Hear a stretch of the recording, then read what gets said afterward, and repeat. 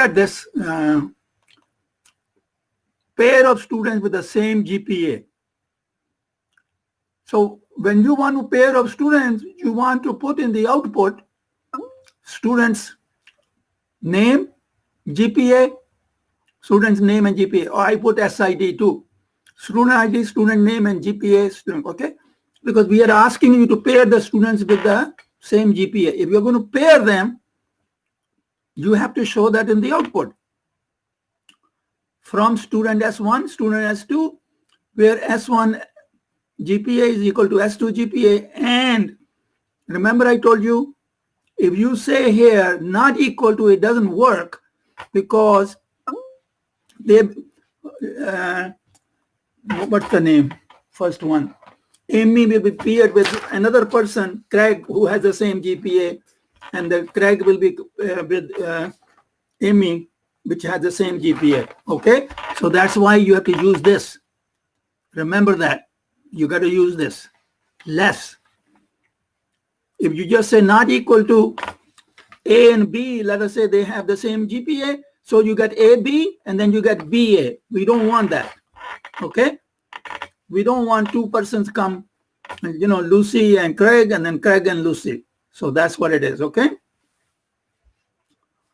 And another thing I just wanted to mention, where is this? Oh boy.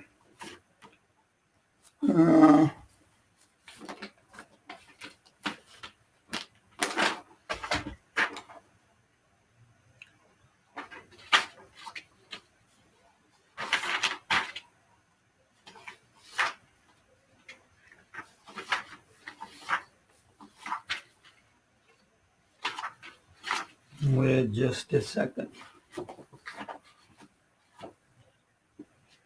Maybe I put it here. Just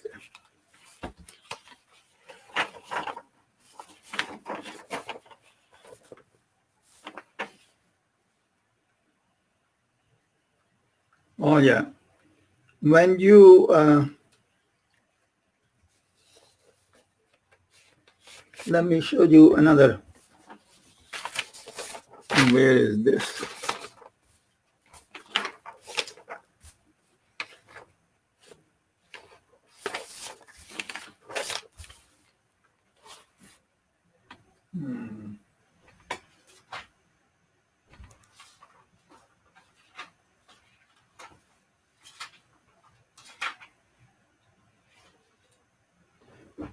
I just wanted to show you this diagram. Oh, here it is. Okay. All right. So one of the other thing I want to tell you is this, that some of you, I don't know, they never came to me to ask me any questions about the project, but I must tell you that if your ERD is not correct, if your EERD is not correct, nothing else is going to be correct, okay? So don't expect any points to get if that is. So if that's wrong, and then the schema is wrong, and then don't expect anything. Okay? All right. The other question I just wanted to point out was this. We had this. What was this? Oh, this one here. Let me just write down here.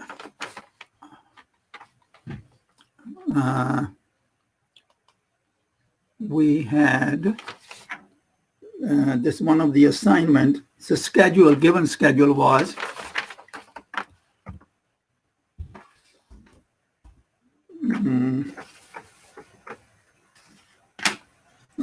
let's see, what was it? R1A, R2A, R1A,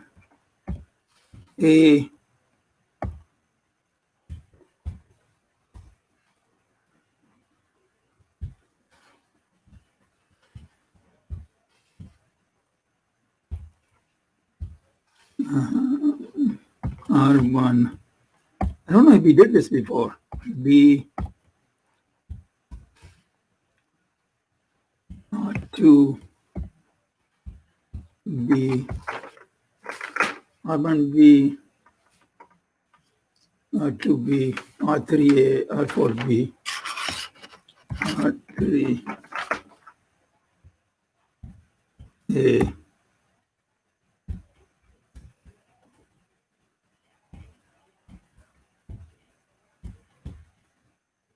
B, W1A, W2B. Okay.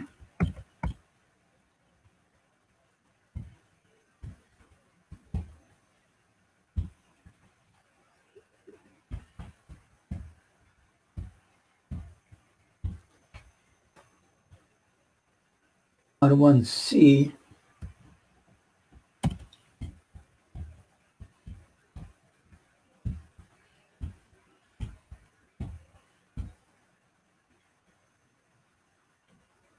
oh boy, wait a minute. This is not right.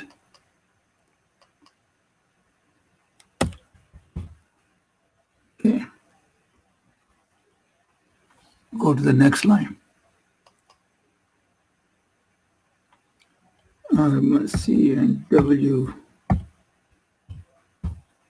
C.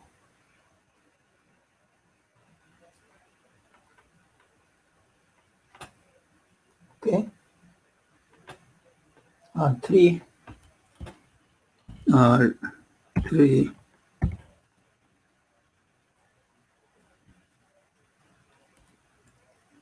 C, and W.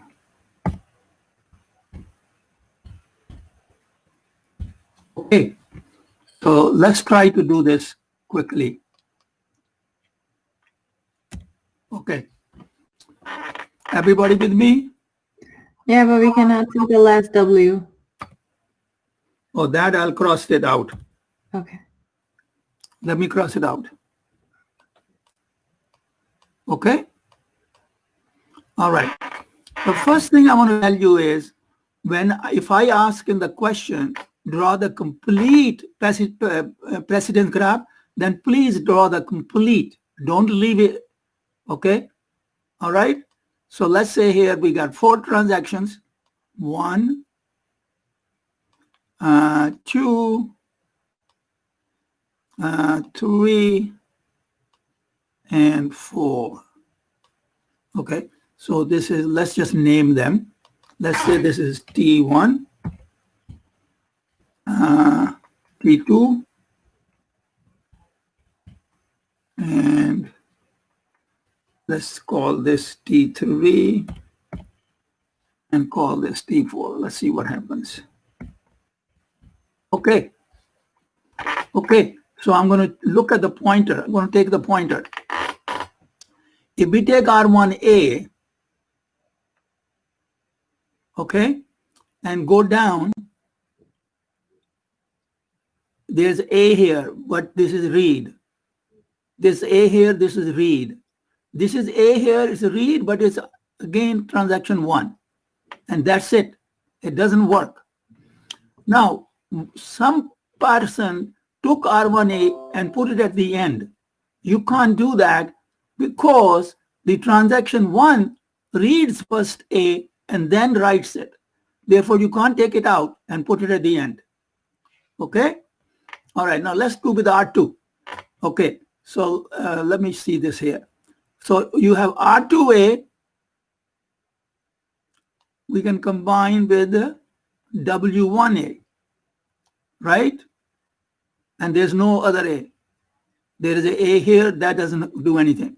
So R2 comes first, according to this, and then W1, okay? Now let's look at something else. Now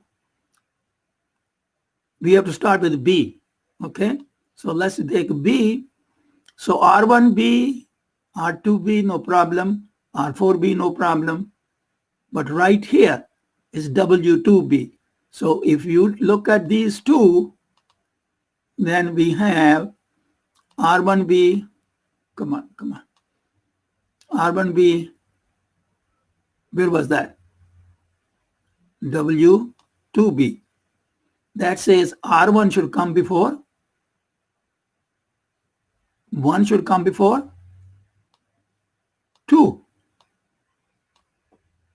Okay, we're going to keep on doing it. There's no other B, so forget it. Okay, let's start with 2 here. R2, R4 read. Well, this is R2, this is W2. So there's the same transactions. We don't have to do anything. Okay, start with 3. So what do we see here? 3A, right? And this is W1. So these two will give us, if we go from here to here, that means 3 should come before 1. 3 should come before 1. Okay, let's keep on going.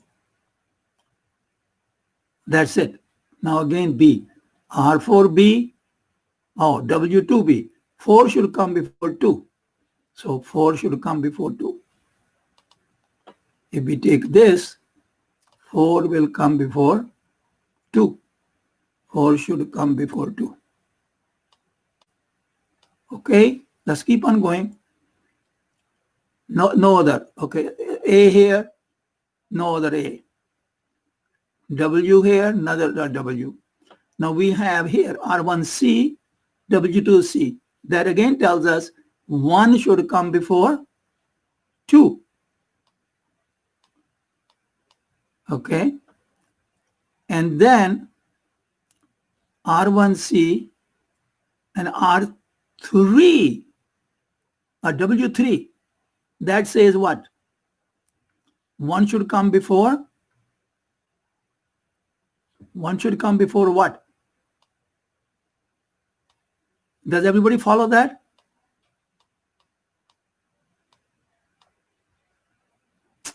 Let me use another color and show you. You see here? So we have R1 here, and this is W2. Okay? So this told us that 1 should come before second transaction, then R1, R3, nothing, but W3. So that means, wait a minute, what does that mean, guys? R1 should come before 2, 1 should come before 2, R1, R3, 1 should come before 3. 1 should come before 3. So that is going which direction? Which direction is this arrow going? 1 should come before 3. Thank you. So this arrow was wrong.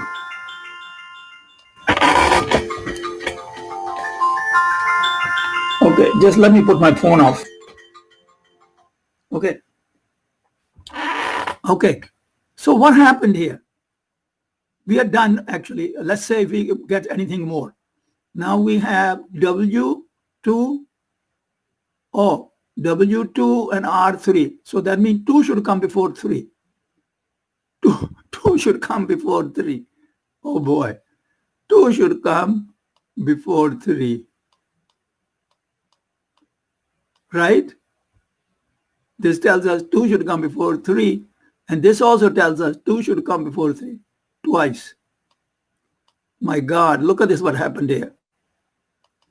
We have 1 cycle here, 1 cycle here, and no cycle here, right? It goes this way, and this doesn't cycle, and this no.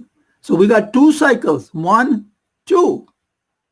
So what I was saying, that if I gave you this problem and you just left it here, that will not be the complete precedence graph.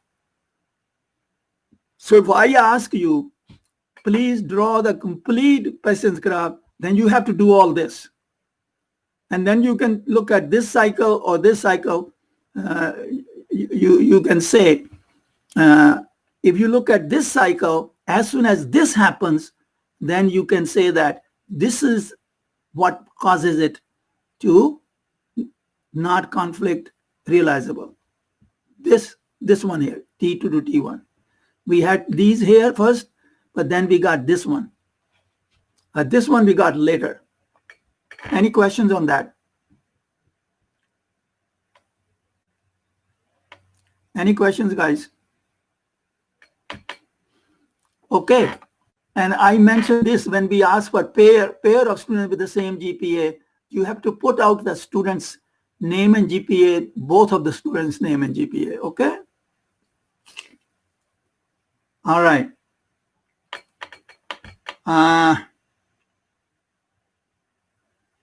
Let me do one more question on, let me do this. Let me see here, 1 minute. I'm gonna do this question so that, okay. So now this question is on normal forms. Let me just do one here. If you have any questions, please ask, okay? Let me use black color here. Okay. So we got A, B, B,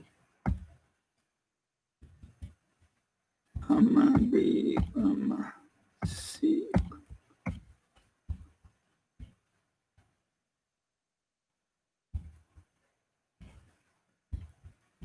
Okay. So let's say this is the problem, and this is what we are given, okay? Let's say A determines B.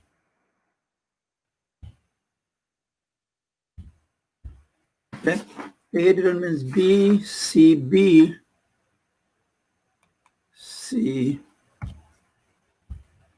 B determines D, and C, E.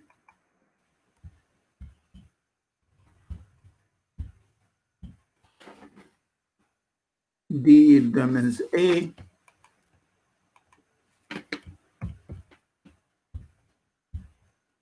and A determines, let's see, A, E,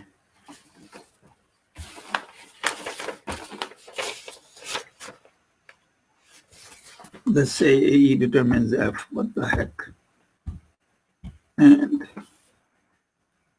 A, G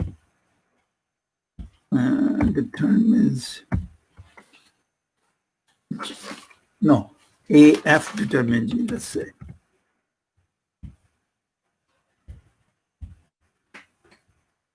G. Okay. All right. And D, what did I say here? What did I do here? A determines B, C determines D, C determines this. C determines C, D. Here I want C, D determine A. Let's see. I cross that out. I'll cross that out. I write here.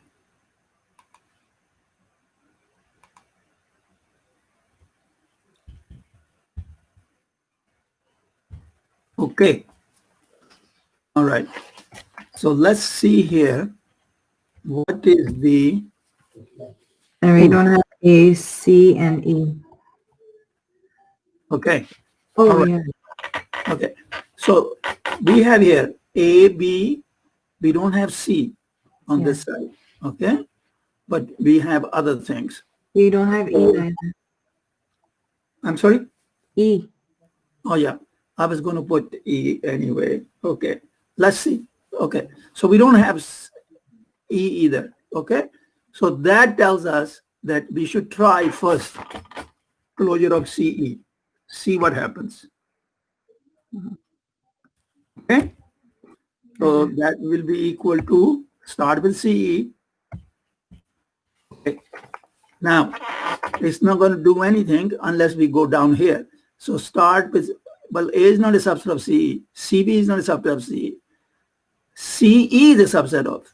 Therefore, we will get D. Is CD a subset of A? No. Is AE subset? No. AF? No. But when we come back here, we go over CD, it will give us A.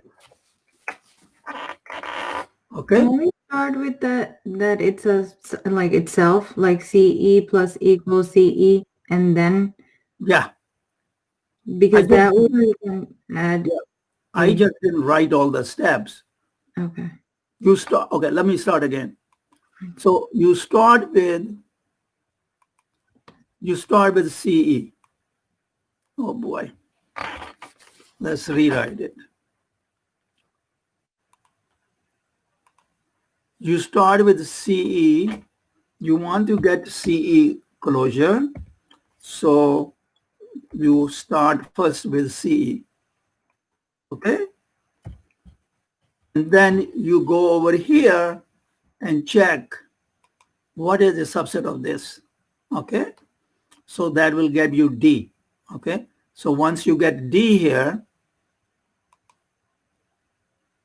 you'll get D, and then nothing else you get here. Till you go back up and come down again, you get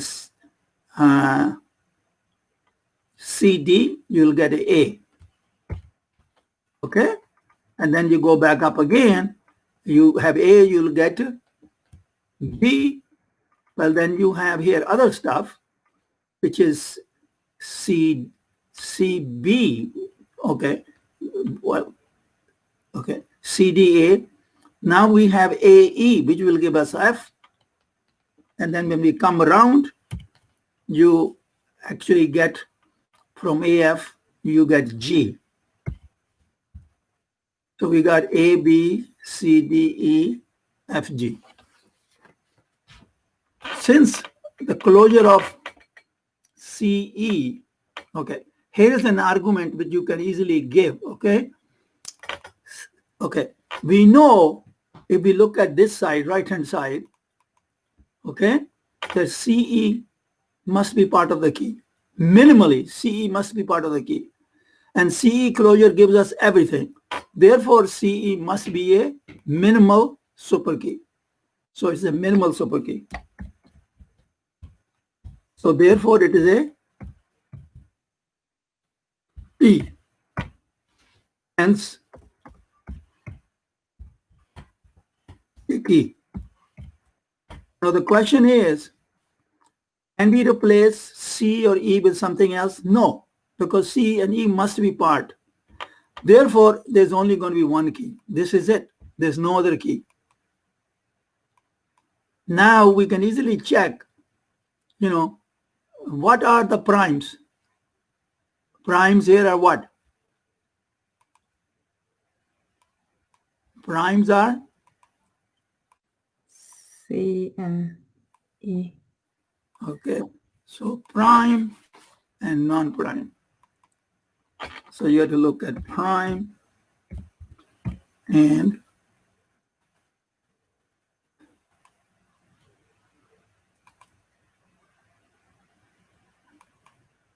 so it's prime and non-prime.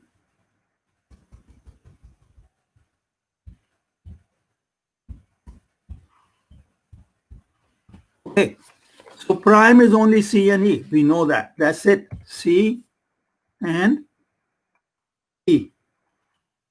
And everything else is non-prime. So let's just write it down here.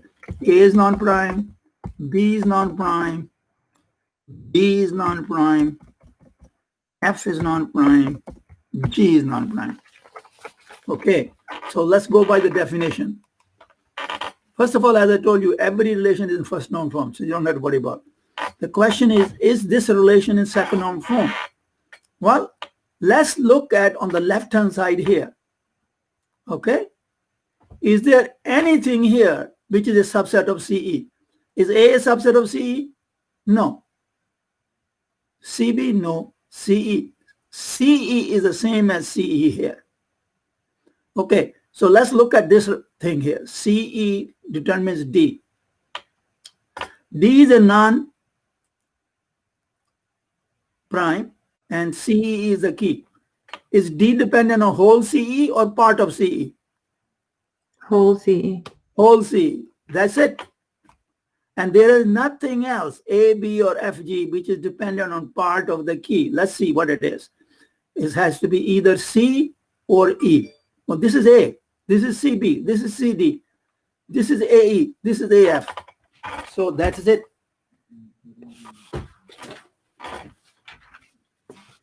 Does everyone understand that?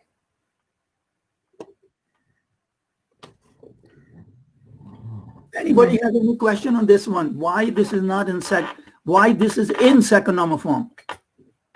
Any question on this? Because there are only two things in the key, the two primes. Okay? So on this side, left-hand side, there has to be one single prime, C or E, and then on the right-hand side has to be non-prime, because non-prime has to be partially dependent on the key. So this relation is in second normal form. Well, is it in third normal form? No, because just look at AB. A is not a super key and B is not prime. So this itself violates the third normal form.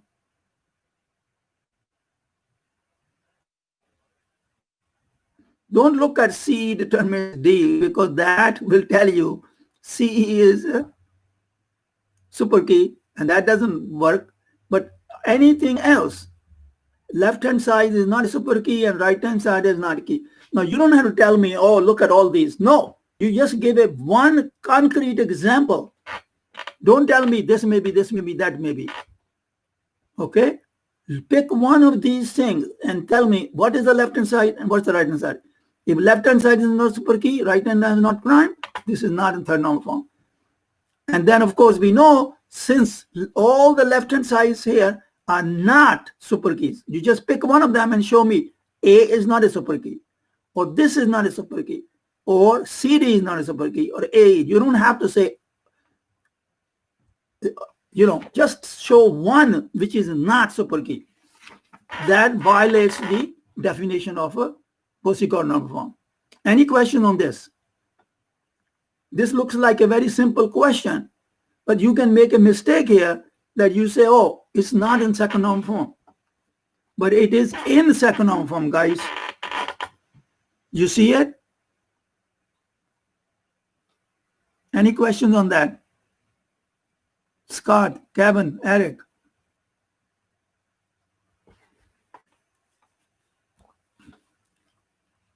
Okay.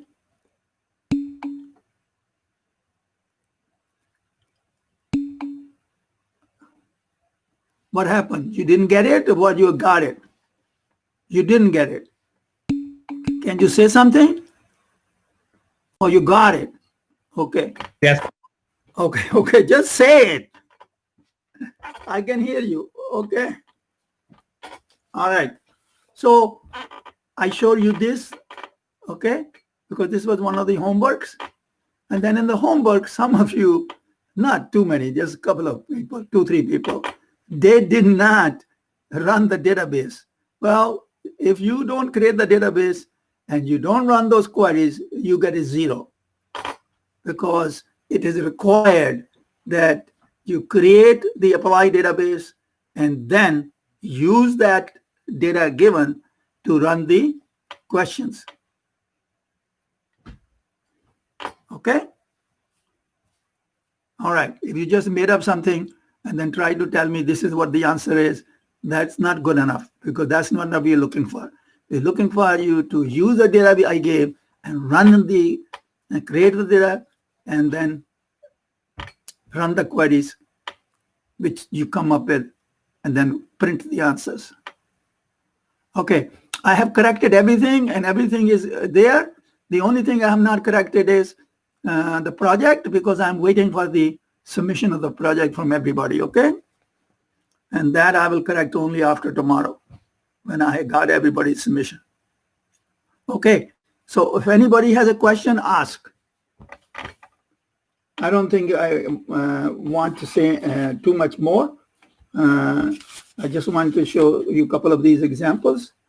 but mainly I wanted to be here if you have any questions. And everybody knows that I think we decided that last time that the exam will start at the normal time, but it will be for 2 hours. Okay?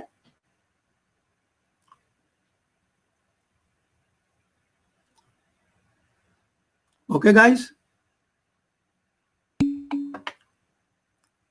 So please, if you have any questions, let me know.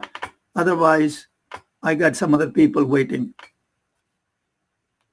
Tell me if you have any questions, because I got to answer a lot of emails right now. I have a quick question about the EERD, Professor. Oh, yeah. I wanted to say that. Okay, please. Wait a minute. Okay, I'm going to, I have to get rid of this. Is that okay? Sure. Okay, so let me show you some EERD. Let's say this is person.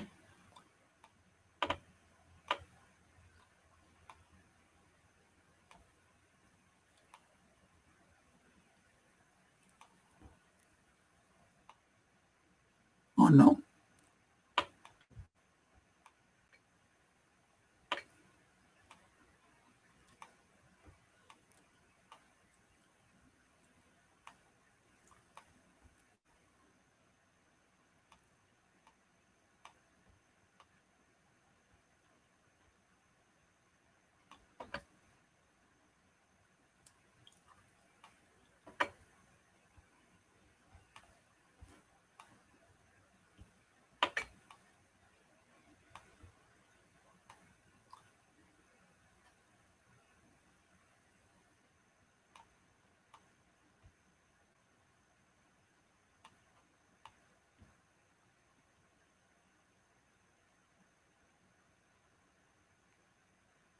Okay, all right. Let's say this is person.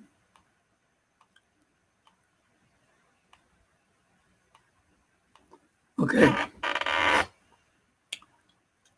What I'm going to show you is what we call extended ERD.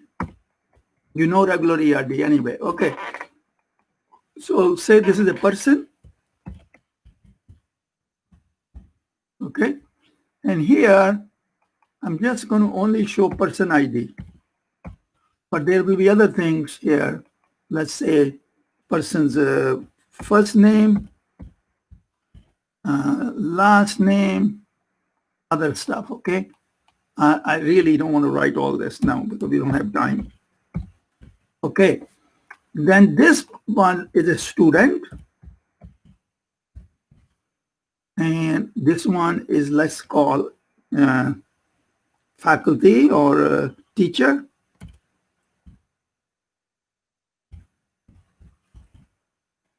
And let me call this administrator.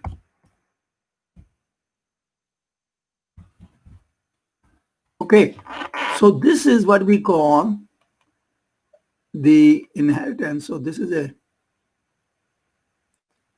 oh boy. Okay, I just make this much circle, okay? So then, okay, so let's say that you can be either student or teacher or administrator, not both. So what do we put here in the middle, in this here? This is the inheritance. What do we put here? D, okay. Let's put D. I'm just going to write it capital D here. Let's see if it works. No? All right. Let me write this D here. Okay. Now, as I told you before, this key goes down here, here, and here. So let me put this here. Person ID, which is actually over here is a foreign key. And it will be here too, which will be person ID in parentheses foreign key. Then we will have here also person ID parentheses foreign key. Okay? This one is something else. Let me write it down what it is. Let's call this a course section. Okay? So it's a section, course section.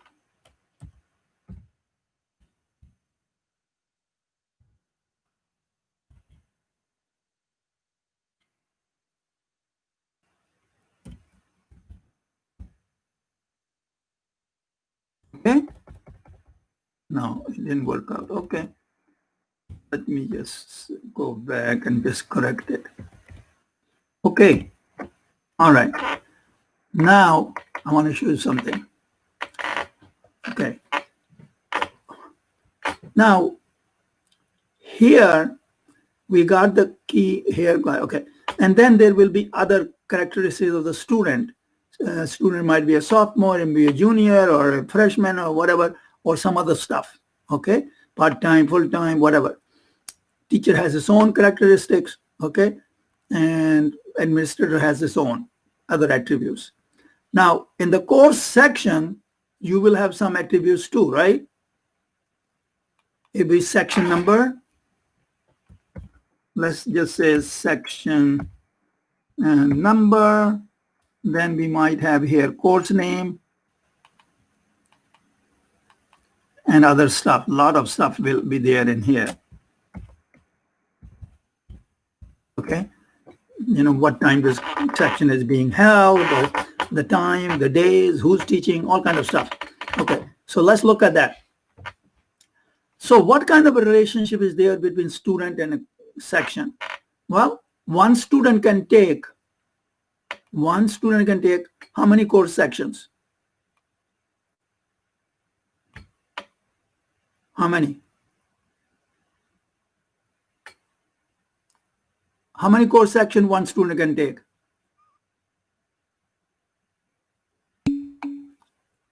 0 or more. Okay. All right. Now, one course section can have how many students?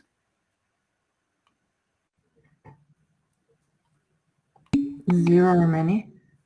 Again, 0 to many. If you want to say one more, it's okay, but it is what problem says, right? It's possible that some course has no students. Okay? You could argue that if there is a student, it must be taking a course. You could even argue that. So then you could say here that a student must take at least one course. You could say that. Okay. Now let's go this way. Teacher. One teacher can teach how many courses? Again, 0 or more. Okay.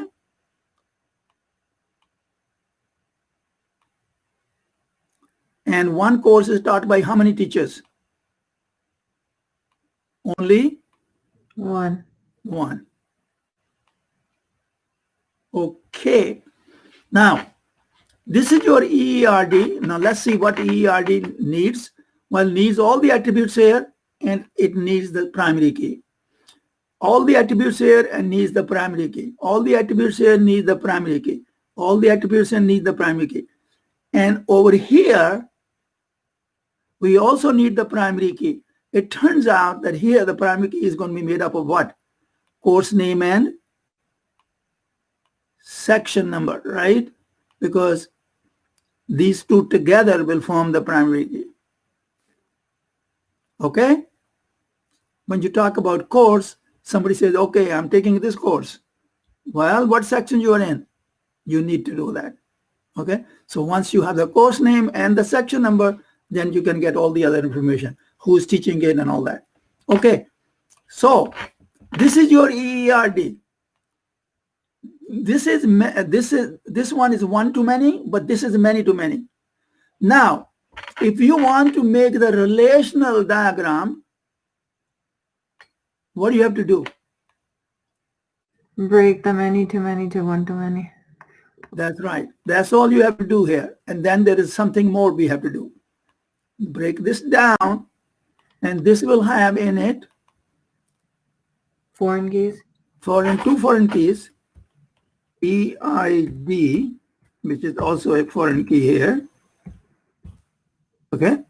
And then we will also have in it key from here, which I said is a section number and course name.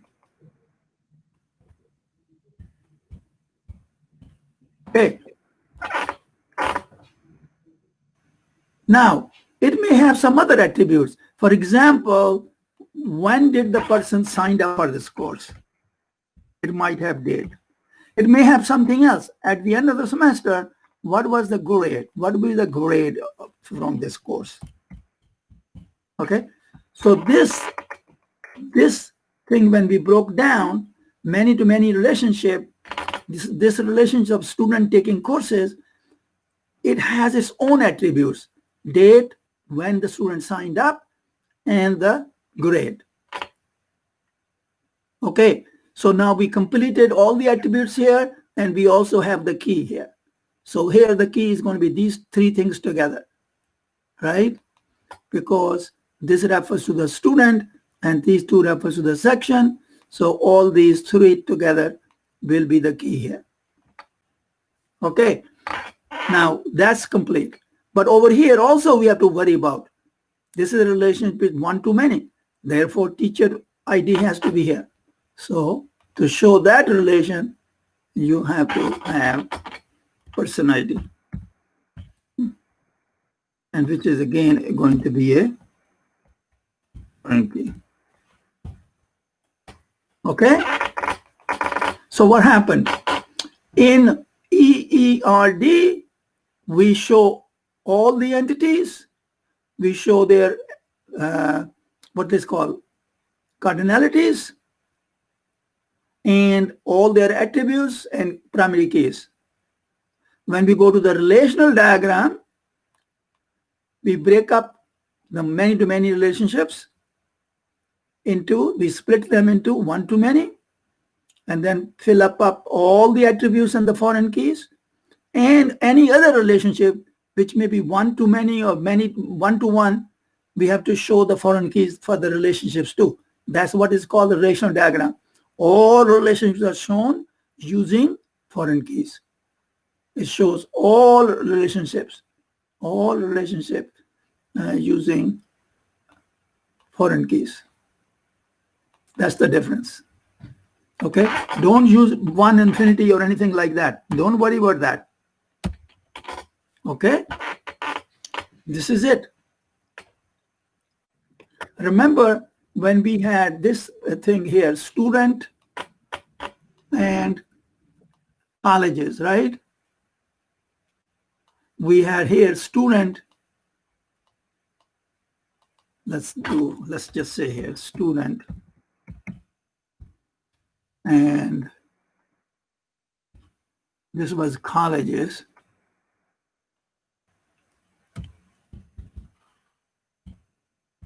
Okay, and what do we had here? We had many-to-many relationship here. Student may apply to 0 or more colleges. Or remember to know the UML and this crow's feet notation. Okay, one student can apply to many 0 or more colleges, and one college can have many students. Now, here we already have what we need. We already have what? We have student ID. I'm just going to write down here. We had student ID. We had student name. And we had what? GPA. And we had high school size.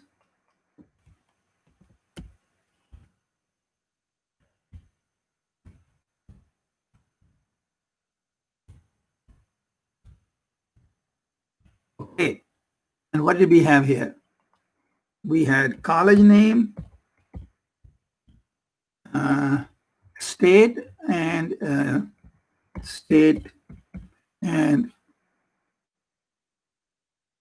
just put comma there, and enrollment.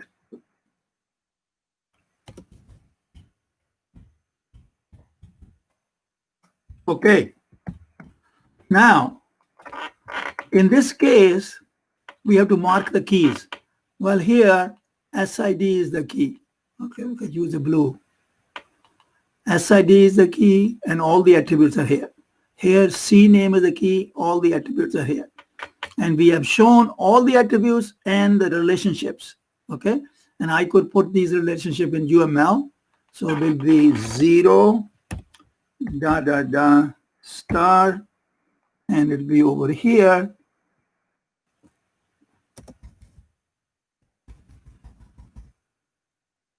Zero, star.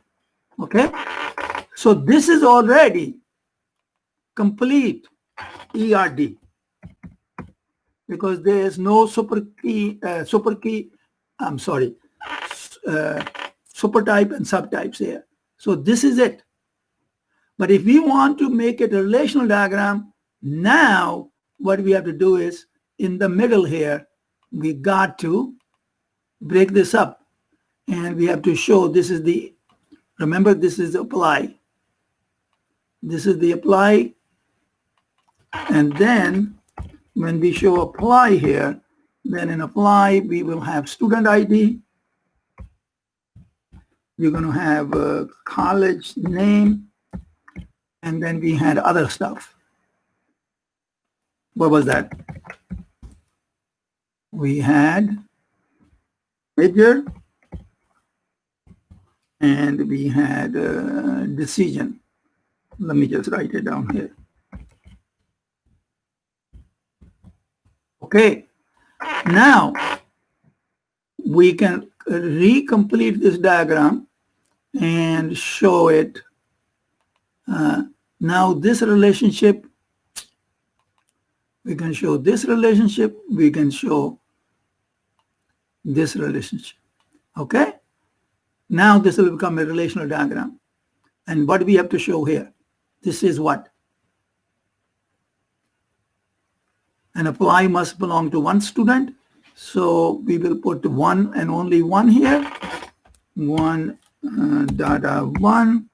And over here, we said 0 or many. 0 or many. And we go on the other side. Right here, we got again 0, many. And over here, we got 1, one. Okay, so now we broke up, split the many-to-many relation into one-to-many and one-to-many, and figured up all the super keys, all the foreign keys, and all the attributes here, here, and here. That became a relational diagram because now it shows all the relationships. That's it. So this became the relational diagram. Okay, why is also called the relation diagram? Because it shows the relationship. And also, if I want to write the schema from here for the whole database, I have it. I can write from here, student, parenthesis, SID, SNAME, GPA, high school size, and underline SID. That will be the key. And here, apply, parenthesis, S1, CNAME, major, and decision. And here I have to underline, remember, S1, CNAME, and major. And then, of course, under college, parenthesis, CNAME, state enrollment, and underline college name. So that's another reason you can call it relational diagram, because from the relational diagram, you can write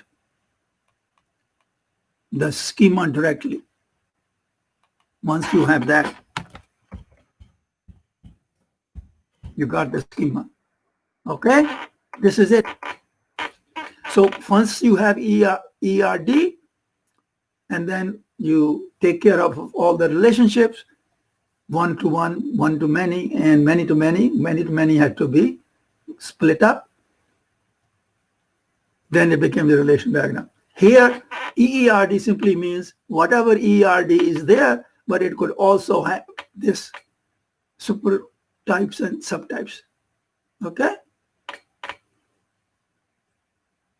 Now, it is, if you have, if the question doesn't ask you to do EERD, and you can directly also go to a relational diagram. Remember that.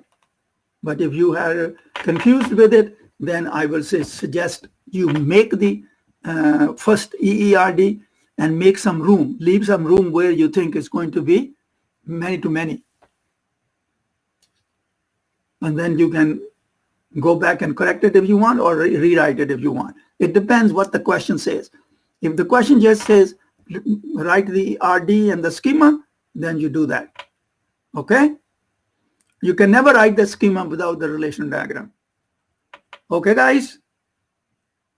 Good luck tomorrow, and make sure you start a few minutes early, because we will start the quiz, right? Quiz. Now it's the final, right? In time, okay? Thank you, Professor. Okay. And the other thing I want to say is that anybody who wants to submit anything, please submit it. Okay. I have a very quick question before you leave. Professor, when you're doing the EERD and you have the subtypes here, when you put the PID as foreign keys in here, when you're making the EERD, they're actually the primary keys for these entities? Wait a minute. Are you talking about, what are you talking about here? The first diagram that we made. Yes. This is a foreign key, yes. Yes, but it was put in when it was EERD and not the relational diagram, right? Oh, it has to be put in EERD. Why? Right. Because every entity you see here, whether it's a subtype or a supertype, they have to have a key. Okay, got it. Okay, that's all new. I wanted to make sure that it is this way. Okay, thank you so much. You can't leave it blank. Right, that's why I was like confirming. Okay. Okay, thank you so much. Remember now, this exam is closed book, and everybody is supposed to mind their business, okay? Otherwise, you don't want to, somebody will be watching you and looking at you doing something. Okay, funny. Don't do that. Okay. Okay. Anybody has any other question? I got 1 more minute. If you don't have it, good luck to you tomorrow.